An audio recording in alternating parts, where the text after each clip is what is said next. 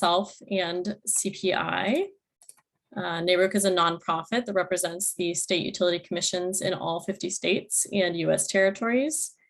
And if you'll go to the next slide, within NARUC is the Center for Partnerships and Innovation, which is a grant-funded team that provides technical assistance to NARUC state commissions. And one of our goals is to try to get ahead of emerging issues and connect commissions with expertise and strategies to help inform their decision-making. And one of the ways we try to do that is through events just like this innovation webinar series.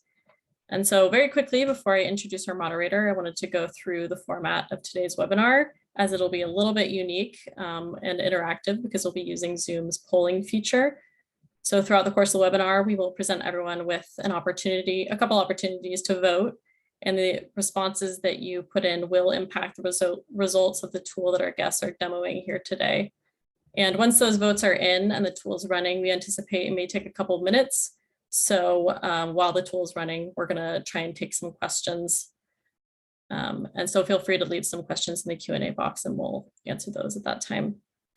So now, if you'll go to the next slide, I'll introduce our moderator for today's innovation webinar, Commissioner Katherine Peretick of the Michigan Public Service Commission. Commissioner Peretick has been serving on the commission since January 2021, and prior to her appointment, she worked in energy storage and technology development at organizations such as NRStor, General Compression, Vestas, the Pacific Northwest National Laboratory, and NASA's Jet Propulsion Laboratory. Thank you again for moderating today's panel, Commissioner Peretick, and I will pass it on to you. Thanks so much, Sarah. And thank you to everybody for joining as well. As Sarah mentioned, I'm Katherine Peretick, and I'm a commissioner for the state of Michigan.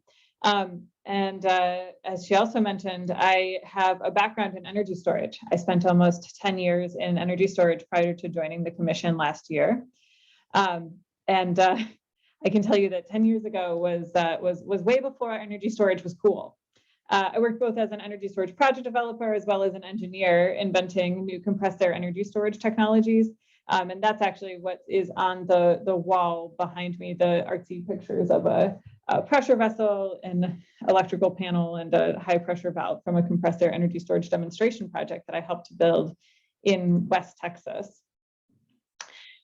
I've seen the energy storage industry really transform over the last 10 years, from starting off with confusion to curiosity to excitement to now, when it seems like almost all the players in the energy world understand the value of energy storage and that what it can provide to the grid, and that everyone wants to try to find the right opportunities to deploy storage strategically.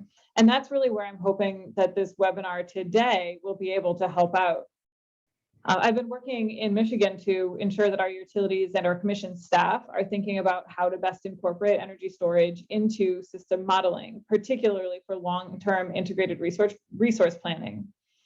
We've received some technical assistance from the DOE for help from experts from Argonne National Lab and from NREL to help our commission with this, and have found that engagement incredibly helpful, and which is how I was really introduced to the EPRI DERVET tool that you all are signed up to see demonstrated today for energy storage planning and modeling.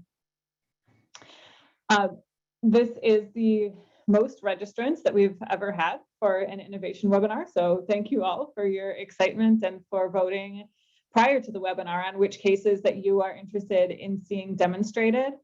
I wanted to make sure that we're providing information that's useful to you and that you will actually find interesting over the course of the next hour.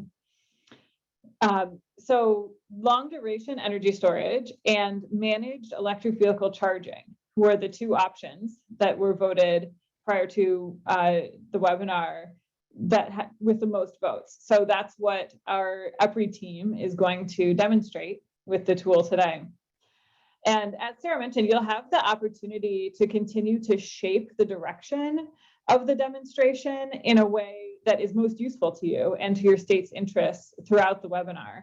There will be periodic polls that will pop up over Zoom that will allow you to choose the model inputs in real time and affect the outcome of the model runs. So as those models are running, we'll use that downtime for Q&A. So feel free to type any questions into the Q&A feature at any time prior, and I'll jump in and ask them of the panelists when we get to that time for questions. So I'm excited to see the cases that you all chose to run in real time and understand how we should be thinking about energy storage planning into the future. So with that, I'll turn it over to the EPRI team to explain more about energy storage modeling and start walking us through the real-time simulation. Thank you, Katherine. As you mentioned, we're going to focus on some live and interactive demonstrations of the DERVET tool that we've been developing over the past several years.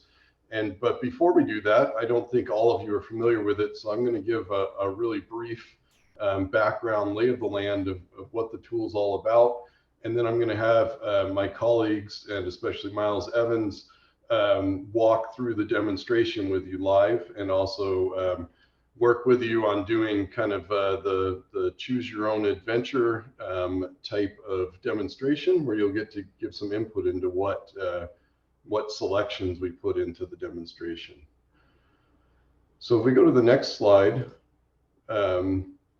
what we can show here is where I like to start out of why we started developing this tool. So we have a lot of different state agencies on the call, but this particular model and tool was funded by the California Energy Commission to be open source. So we're excited to bring this to you today, and for you to have access to it, and for everyone in the public too as well. There were some things that we thought of when we were proposing how to build out this tool in terms of challenges and gaps while we were in specifying the tool. And the main things are, and more than ever today, is that storage, DER, and microgrid deployments really demand robust planning and doing it in a strategic way so that we can make informed decisions, because they are challenging and complicated and complex types of projects. And because of that, some of the things that you might be aware of is that, especially with storage and some of the other DER and microgrids, it requires a project level application and location analysis. And DERVET is really that. So it's a project level technical and economic analysis tool. It can be paired with other types of tools to be kind of just one tool in the toolkit to do more system-wide analysis, like with power flow and production cost modeling, depending on what types of grid issues you're trying to address. But at its core, DERVET alone and running by itself is a project level analysis tool. And another challenge is that, when we put all these things together in terms of the types of applications that storage with other DERs or storage enabled microgrids have to offer, it creates a complex co-optimization problem in terms of technology constraints and benefits, as well as what types of customer and grid or grid services you're trying to provide with these technologies. And then, of course, there's multiple perspectives. So the technology, and especially storage, could be integrated at the customer site, either in front of or behind the meter at the customer site, distribution connected, transmission connected, or generation co-located or hybrid type systems. And DERVET addresses all those types of grid domains all the way across the spectrum, as well as looks at the different perspectives that might be available at those different domains. So it could be customer perspective, could be the utilities perspective, or the ratepayers perspective, or some combination, depending on if you're sharing the benefits of the project. So if we go to the next slide, I give a little bit deeper dive into, what are some of the benefits that we think that DERVET provides to stakeholders. So, one of them is addressing those gaps that we identified on the first slide in terms of what tools were available when we started developing DERVET, and we think that we've really addressed a lot of those in terms of giving very detailed and robust project level analysis of storage and DERs and microgrids, but also with the tool being open source and freely available to the public, it really creates a common communication tool among all the stakeholders, so that from addressing issues either in a public forum or at a regulatory proceeding or at the utility level, trying to either create a fair process for an RFP or responding to RFPs, and also communicating between developers and customers, what the value is, and doing it in a way that both sides or both stakeholders can use. And then I mentioned this before, that it's a multi-perspective tool. So of course, across all the different grid domains, from customer to transmission and generation and everything in between, but also looking at it either from the customer perspective, the utility and ratepayer perspective, or a combination of both at the same time. So if we go to the next slide, you'll see just a little bit more background. So, we launched this tool in 2021. So we've had it out for a little over almost a year and a half now. We got over 1,000 users. And before that, we had a beta version where we got a lot of feedback from different stakeholders.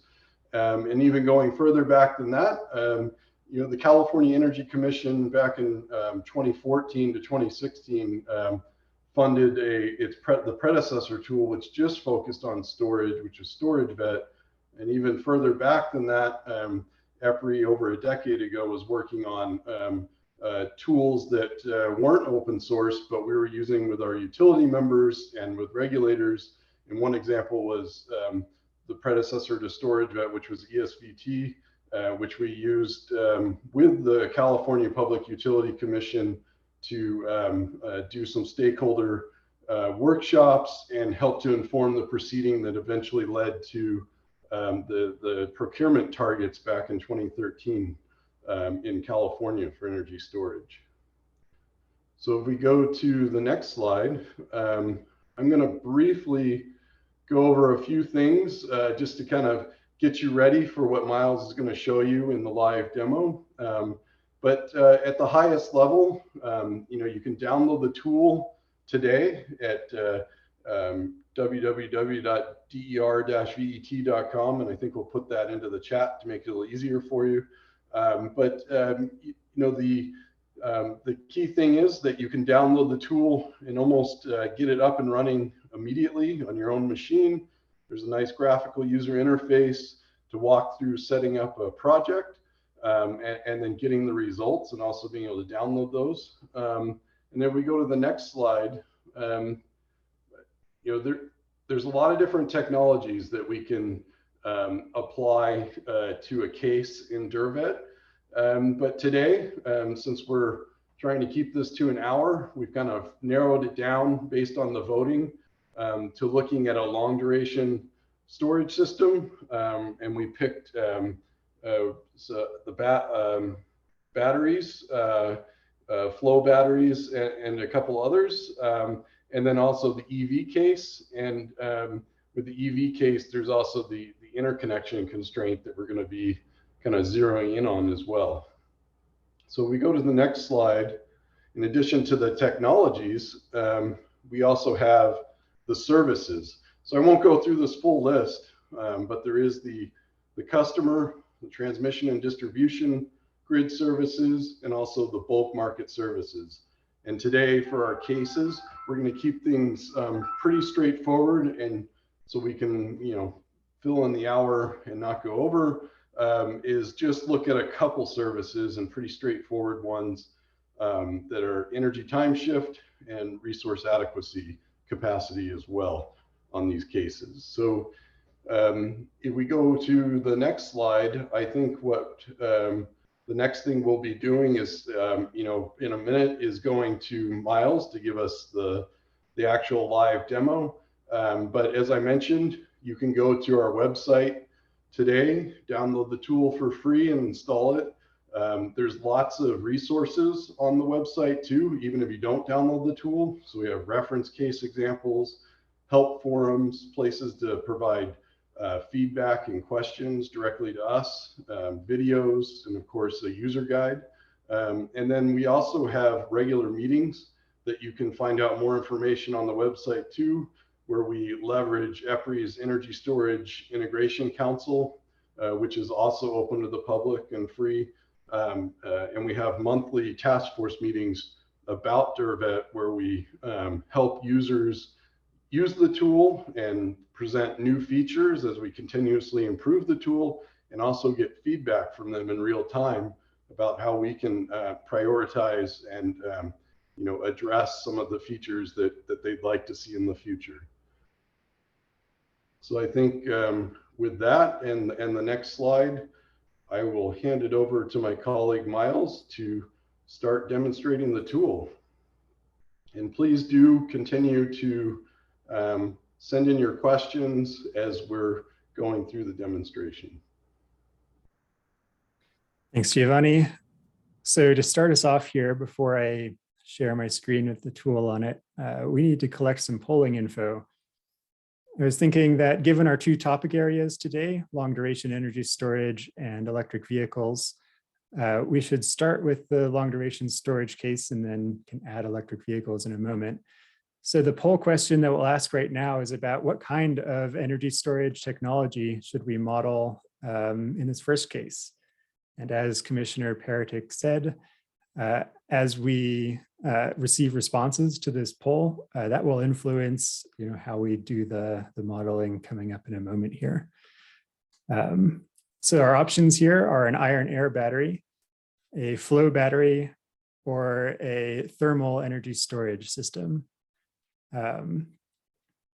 So these, for the flow battery and the thermal energy storage system, we've selected an 8-hour duration.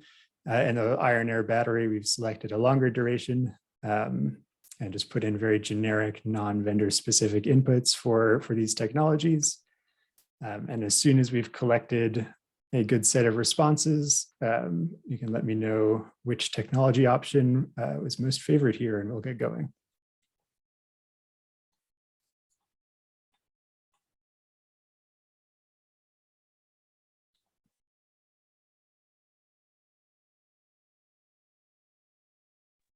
It looks like flow wins, Miles. Very good. Let's do flow. So I'm going to share my screen now with the DERVET tools graphic user interface. And as Giovanni said, this is the exact same thing that you'd get if you went to the website right now and downloaded this tool. The difference today is that I've set up an existing analysis here already beforehand that I will load into the tool right now. For the flow battery. Because I saved this case in the past, all the inputs are already populated, but we can go ahead and take a look at our case in a little bit more detail here. So this first page here has some things that are pretty relevant to the general case that we're modeling here. Since this is a project-focused modeling tool, we have to do things like set an analysis horizon for ourselves, that after which we don't consider any costs and benefits. And then as we work through the tool, we will tell DERVET what our DER are going to do, what the DER are, give all the data and specifications that we need to run a case, and then interact with the results at the end. So in our case, I've set an analysis horizon of 20 years for our flow battery here, assuming that's roughly the lifespan of our generic flow battery. And when we add electric vehicles in, we'll probably just consider the same analysis horizon with that as well. Yeah, I'll, for the sake of time, skip over most of these, project setup type inputs and just get into what we're doing with our DER. And in our case right now, we're going to start by just looking at the flow battery. And as Giovanni said, we're going to be mostly participating in the energy market, and we'll see where we get data for that in a moment. And we're also going to be providing resource adequacy capacity in a capacity market area as our sort of simple base case here.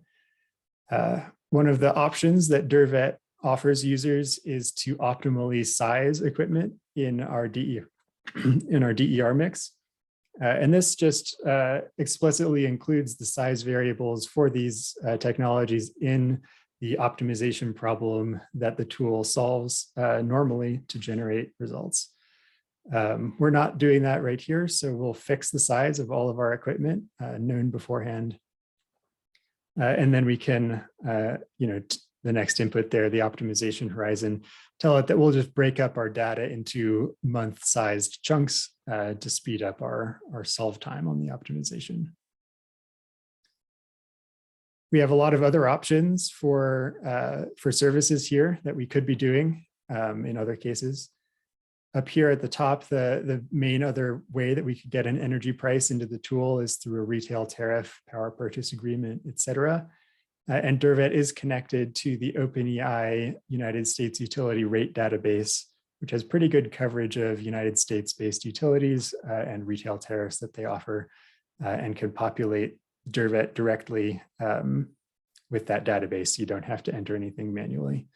There is a manual entry option as well. We could also be doing microgrid services, reliability in this case. We could do bill reduction through demand charge management as well, participation in a demand response type aggregation program, or other wholesale market services, ancillary services, et cetera. The other options here are grid support, which we've identified as the deferral service for deferring upgrades to transmission or distribution equipment under a growing load scenario or a growing need scenario. Or we also can construct a service ourselves in the graphic user interface here in case none of those fit what we need to do. But for us, energy market, wholesale participation, and resource adequacy capacity. The next step is to tell DERVET what DER we're going to consider here. We have a big set of options here that can be sort of flexibly combined into a suite of DER that are all part of the same project. These include traditional generation of a couple different types, solar photovoltaic or wind for intermittent generation, energy storage systems, a couple of different kinds of electric vehicles that we'll get into in a moment, and demand response or controllable load. For our first case here, I loaded this case in with a fleet electric vehicle technology option here as well, but for now, let's deactivate that and we'll get some polling going around that in a moment. I'm sure everyone here is aware of the recent developments with the Inflation Reduction Act and other things like that, which can provide extra benefit for storage systems or extra incentive for storage systems that might be located in an area that could benefit disadvantaged communities or that kind of thing. And while that's all still evolving as we speak, what DERVET has built in there right now currently for that sort of thing is the CalEnviro screen results, which express as a function of the census tract in California, California only, a score representing various features of the local community and establishing eligibility for certain programs. So this kind of feature as we go forward could be useful nationwide, perhaps, if that becomes an important part of this. So this doesn't play a role in our case right now, which we're about to see is located in New York, but this is an option here.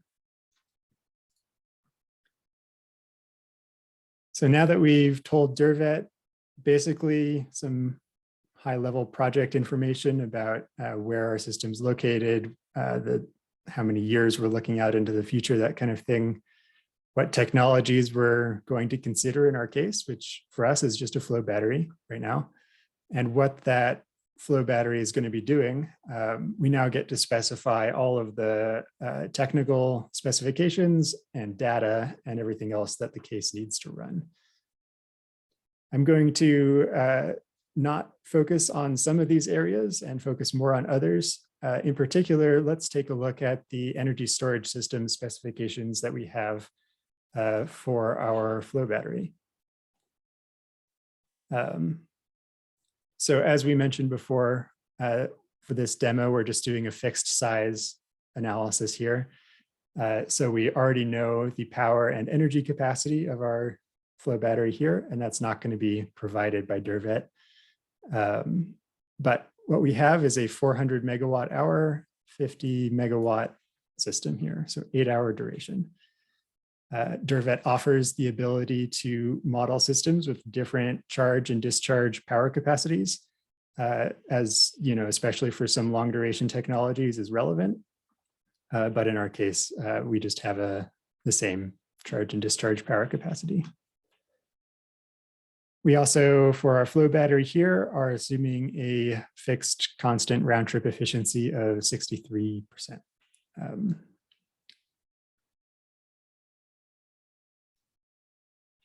Another feature that we might see in some other storage systems or flow batteries potentially are limits on the state of charge, but these are particularly relevant for lithium-ion battery systems, for example.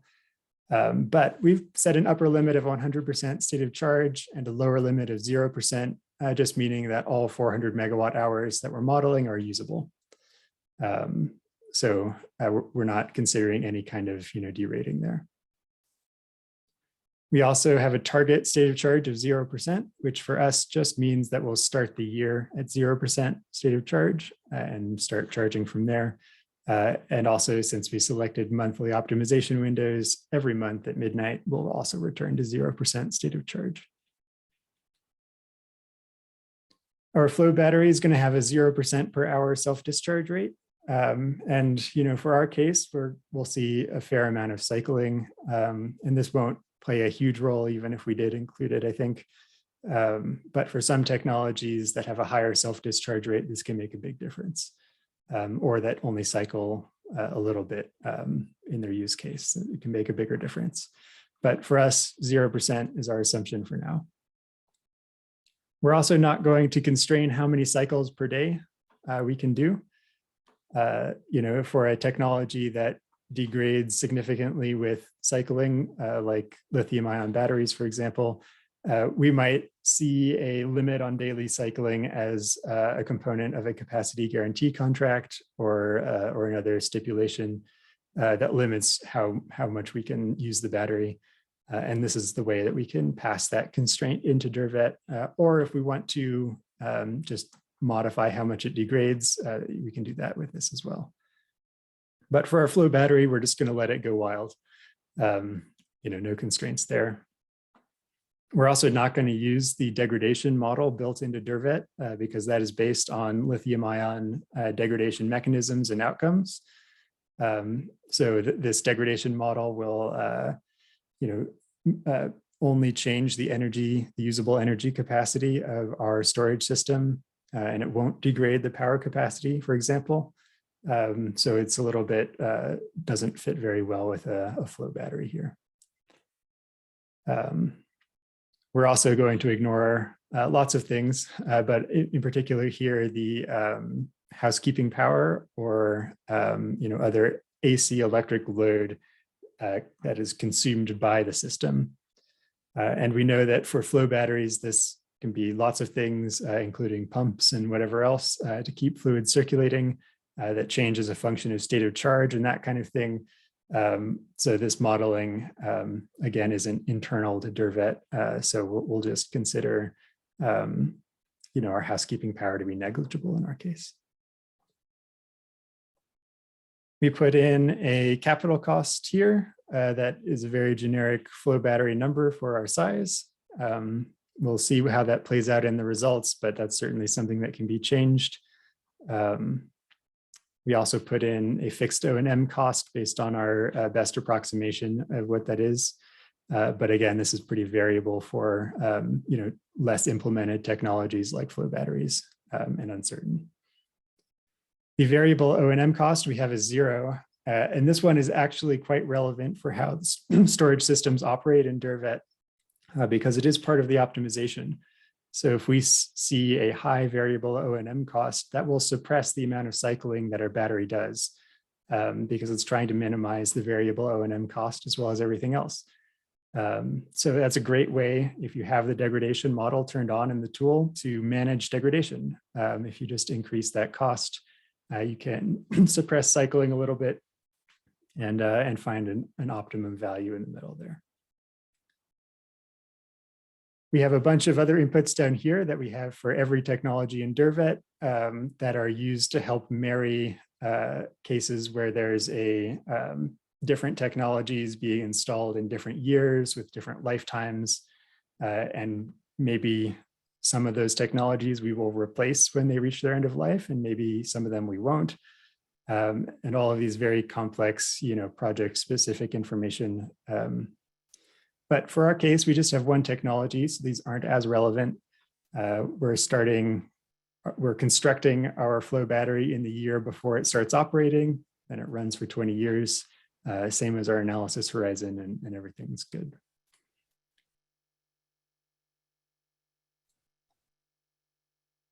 Okay, so that specifies our flow battery pretty much. Our key specifications we went over, 63% round trip efficiency, no self-discharge. Right now, the model will consider our flow battery to be able to charge or discharge flexibly from its maximum charging power all the way through its maximum discharging power with no minimum power or anything in between that would cause, a step in that. So we're considering this to be very flexible right now, though some other technologies, especially for some long duration storage systems, might not have that feature. They might have a minimum charging power and a minimum discharging power. And those kinds of things can be handled with DERVET. But for our case, we're considering this to be flexible. The other two areas I want to focus on with the inputs here are the resource adequacy inputs and the locational marginal pricing for energy at our node here. So let's go into that first. As I mentioned before, we are modeling a case here in New York State on Long Island. So what we did was pull locational marginal prices from Long Island for the year of 2021. And then our project starts in 2022. So those prices were just escalated a little bit from last year to this year so that we had a full year of data. And as we can see in the plot here, this data or this energy price signal varies from about 0.05 cents per kilowatt hour up to 5 cents per kilowatt hour up to 30 cents per kilowatt hour, a little bit more. So nothing too crazy here. We see some variability, some spikes in the energy price in August especially. So we'll highlight this as a place to look at in the results. But yeah, nothing too crazy here. We get this data into DERVET just by uploading a CSV. You can download a sample right from the tool here. It's pretty straightforward. The other set of inputs here are for the resource adequacy capacity service. And how we handle resource adequacy in DERVET depends on the location. In a state like California, where meeting a resource adequacy need is usually done through a must-offer obligation into the energy market, meaning that participation in the energy time shifting service in DERVET would be pretty much all we need for meeting our resource adequacy obligation. There could be places where there are more stringent requirements. So what I've done here is to tell DERVET that regardless of what the energy price is, I would like our flow battery here to discharge during the 21 peaks in the year, the system load peaks in the year for New York, or for Long Island even rather. So this will just make sure our storage system is providing energy during those system stress times, and is just a way of modeling that. We also give it a capacity price just as an input here. And the capacity price that I selected was the maximum for 2021. So we're getting sort of the most resource adequacy value or payments that we could expect from the system in 2021. The other inputs here are less important. We did give it a system load information for Long Island, which will help that resource adequacy service identify the peaks in the year and make sure the storage system is providing power during that time. And then the other thing here is an interconnection constraint that we're not considering for now. When we're done defining all these components, we can run the case. And this one should be just a few seconds here, but maybe a good time to stop and answer any questions that have shown up.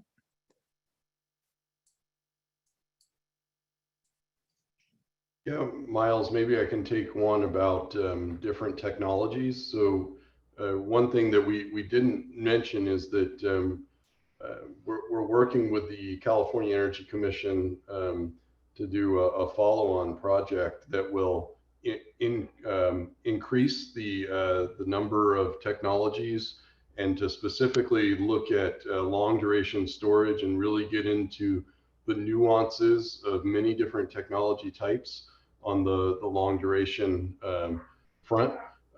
So it will include non-battery, very non-commercial lithium type technologies that a lot of times are analyzed today.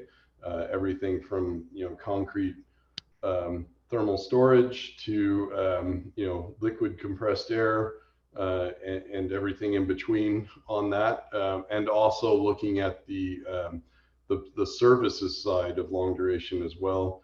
And Miles kind of mentioned this, that you can put in price streams, but we used historical for this case because we want to keep it real simple to do.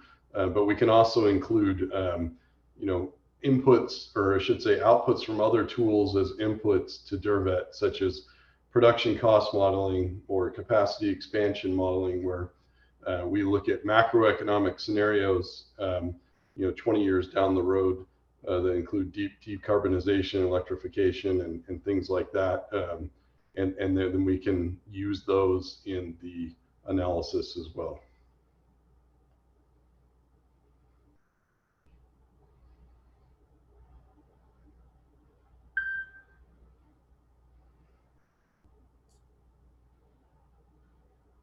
Sounds good. We can move on here then, and to the anonymous attendee who asked about emissions benefit. That's also an ongoing area of development here. Right now, you could do that by just changing the energy price signal if you'd like to consider the value of emissions savings. But we're working on other ways of incorporating that more seamlessly. So we ran our results here, and the first thing we're presented with is the very high level summary. We can see from our financial summary here that for our case, the costs exceeded the benefits to our project here. We didn't talk much about the perspective we were adopting, but you could consider this to be the perspective of a merchant third-party type organization who's paying for all the costs and receiving all of the benefits here. Very simple. We'll dig down a moment into where these cost and benefit categories break down to. But the other high-level summary we have here is a heat map of how we're operating our flow battery.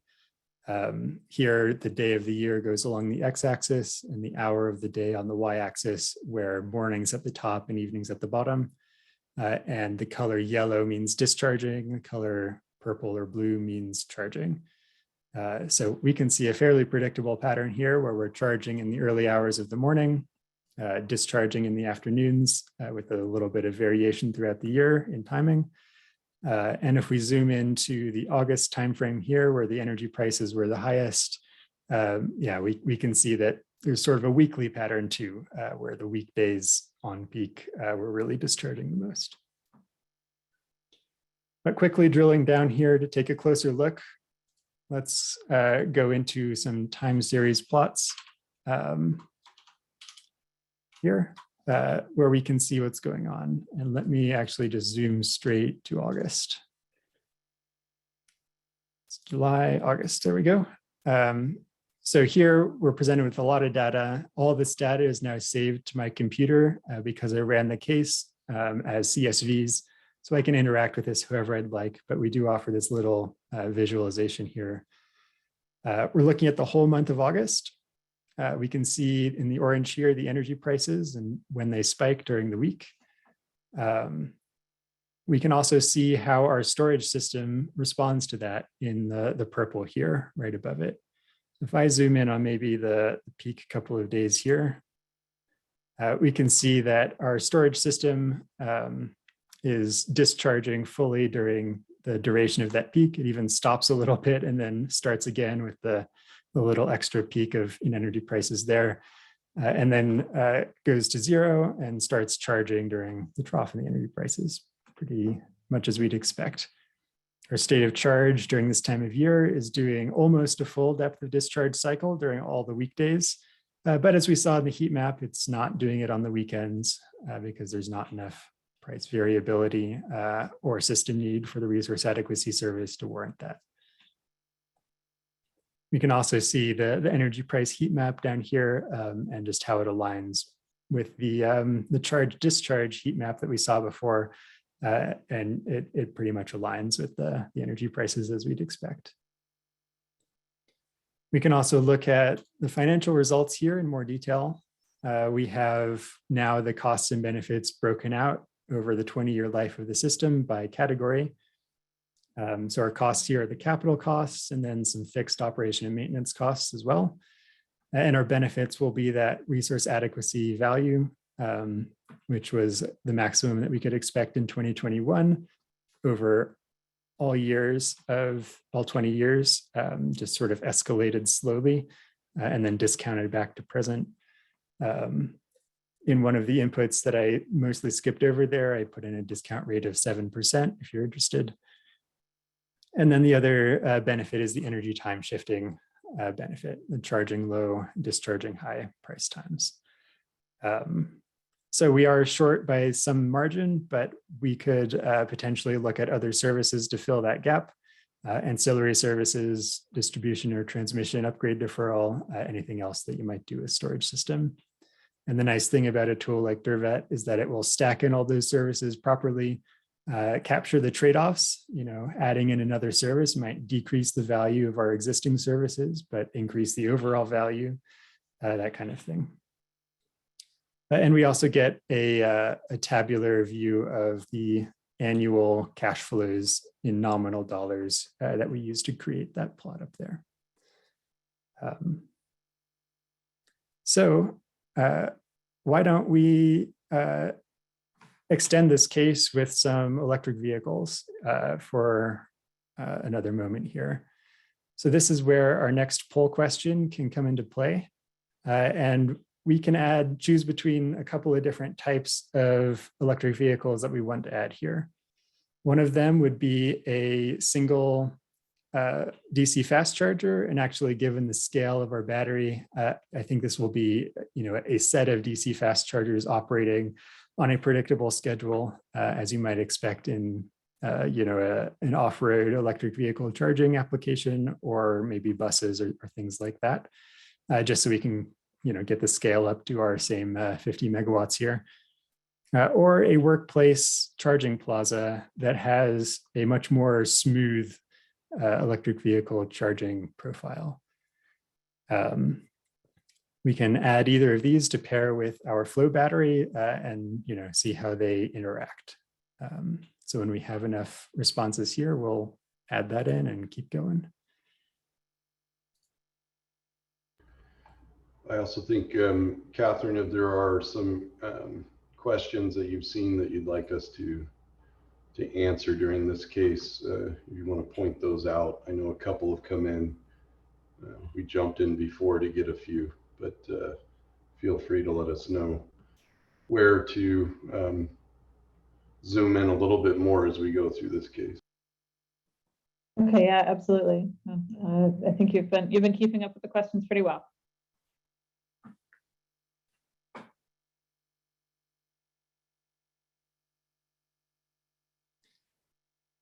All right, what are we looking like? Are we a single EV or a fleet?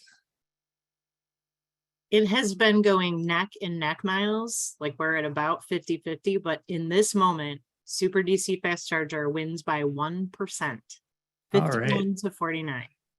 Okay, let's do that then.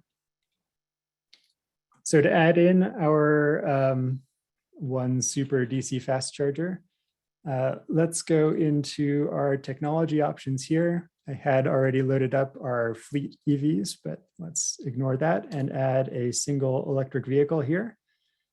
So now if I go up here, we have our flow battery and a single EV.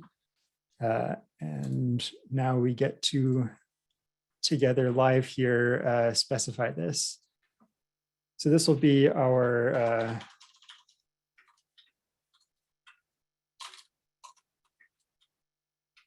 DC fast chargers here. And I'm just going to put in some numbers here that will work well with our case. They might not be exactly right, but let's say we're going to charge 100 megawatt hours per day at a maximum of 50 megawatts.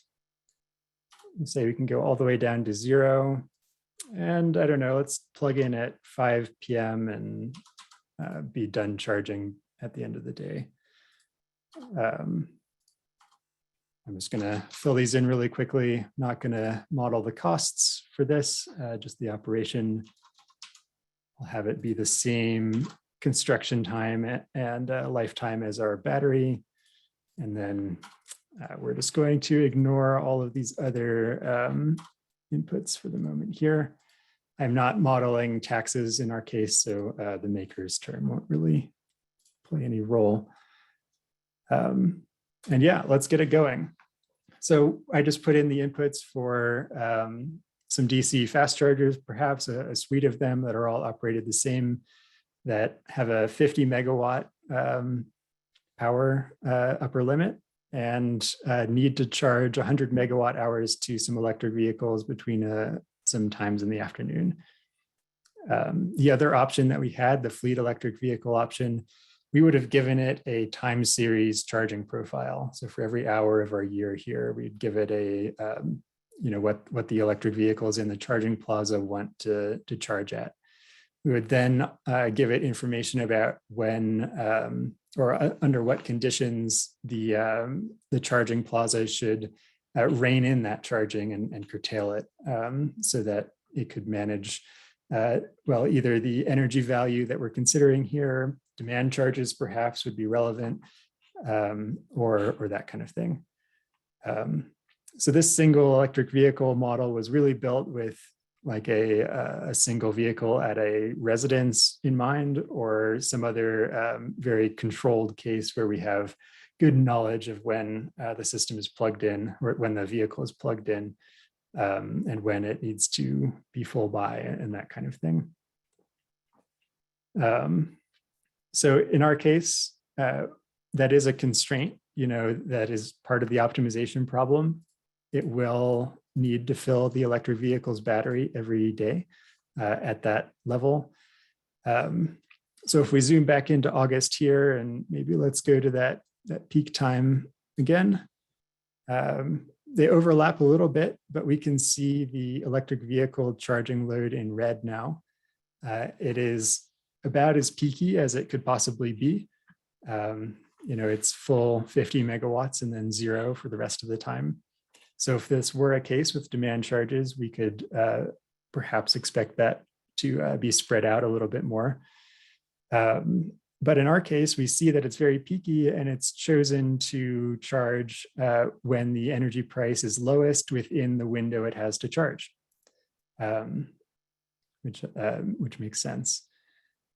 So we can see the combined effect of our energy storage charging and discharging in brown here, and the EVs charging in red here in the net load profile up there. During the high price times, the energy storage system is definitely discharging as much as it can, and the site is exporting 50 megawatts of power. Then the EVs try to charge when the price drops a little bit within their window, and we start consuming power again. And where the two overlap, the charging of the battery and the charging of the electric vehicles, we see quite a lot of power draw at 100 megawatts up there. Overall, the interaction between the EV charger and our storage system didn't do very much to how we operated the storage system, since we're trying to minimize the energy charges here. But we can see a couple of extra steps here and an overall decline in the state of charge over these days that we didn't see as much of in the standalone case.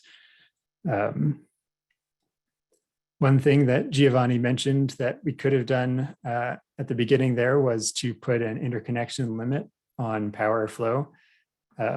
So for example, if we had put a 100 meg or a 50 megawatt interconnection capacity, we could expect to see the storage charging stop when the electric vehicles need to be charged and vice versa, so that we could manage that. But in most cases like this, we would apply a demand charge, for example, if this were some kind of customer facility, and then the charging load would spread out to minimize those demand charges. All part of this optimization problem.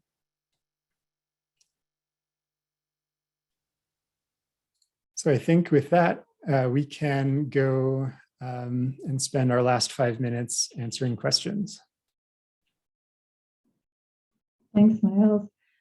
Yeah, this is super interesting to see these results and the interactions here between the energy storage system and the electric vehicle.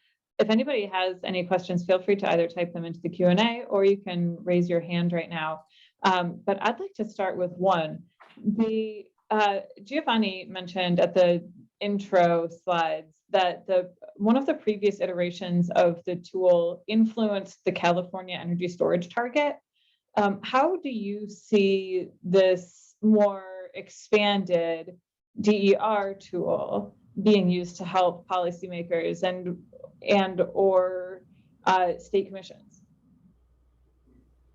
Yeah, that's a great question. So from the beginning of when we were using mostly standalone storage in our analyses, we quickly started to see our utility members at EPRI and our work with governments and government projects quickly expand to not, it's really hard to just look at energy storage in a vacuum. So you're either comparing it to conventional solutions, or there's hybrid systems like solar plus PV, or this case where if you're looking at a customer site, you might have multiple DER technologies.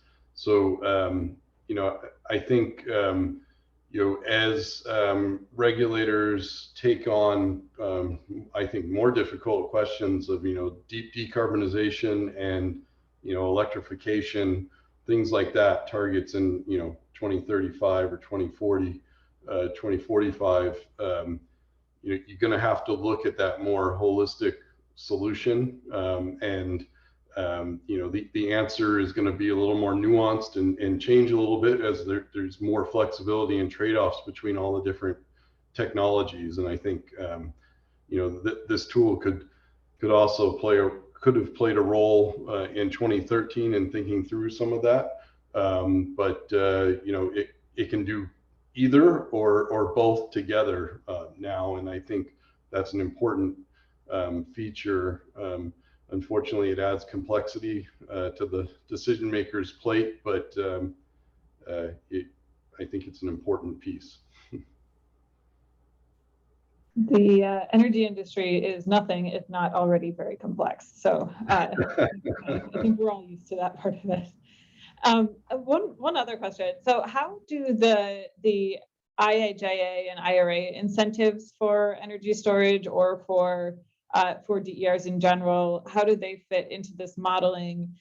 Do you update the model to account for these incentives, or is that up to the user to build into the inputs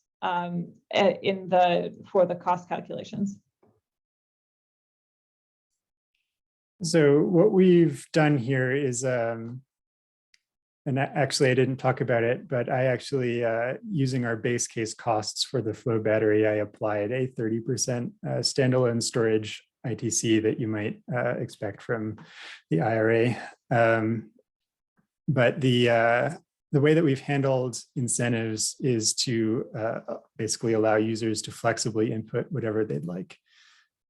So there's a whole tab here for external incentives that can either be specified in a file on your computer or very simply built up manually. We, of course, distinguish between tax credits versus grants or other incentives just for the tax implications. And we, these change by location so much and in time so much that we didn't build specific programs into Dervet and just left it as a simple input. That's really helpful. I think that additional flexibility is useful because, as we know, things are changing really quickly, and they vary a lot from state to state too. There are some states that have, or even more local regions that have more higher or different or lower incentives than the federal incentives. But we have about 1 minute left, and there is one question in the Q&A that I'd like to get in. For the DC fast charge model, does the tool compensate for the likely possibility that charging is likely less price sensitive than the other customer loads? Assuming that a DC fast charger is likely used by a customer that traveling a long distance on a highway and stops to fuel regardless of price. Yeah, awesome question. So this particular case here, where we had the well-scheduled DC fast chargers, we could have given it a binding constraint on when it needed to be charged by, and just had it charge fully until our vehicle was done. But the other one here, the other option that we have for electric vehicles, the fleet charging, we can specify how controllable the EV charging load is, anywhere from 0 to 100%.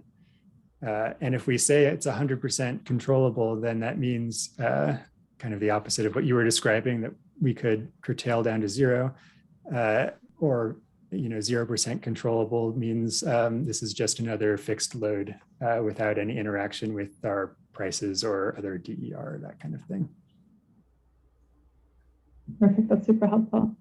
Okay, well, thank you so much. I really appreciate the walkthrough of this demonstration, and appreciate everybody's input and choosing the direction that this simulation went in. Really interesting to see the final results come up on the screen live in front of us. So thank you for that. Sarah, I know that you have one final announcement for us. Yes, thank you, Commissioner Peretick, and thank you, EPRI, for your wonderful demonstration. I'm just going to quickly talk about our upcoming innovation webinars. So the first one is on September 15th, 3 to 4 p.m. Eastern time, and it will focus on climate resilience with innovative wildfire mitigation technologies. And our October innovation webinar will be diving back into long duration storage, and that will be on October 27th from 3 to 4 p.m. Eastern time. So I encourage everyone to check both of those out by looking at our website, and also sign up for our CPI newsletter to get updates on other upcoming events and resources that we produce. Once again, a recording of today's webinar and a copy of the presentation will be posted on our innovation webinar website.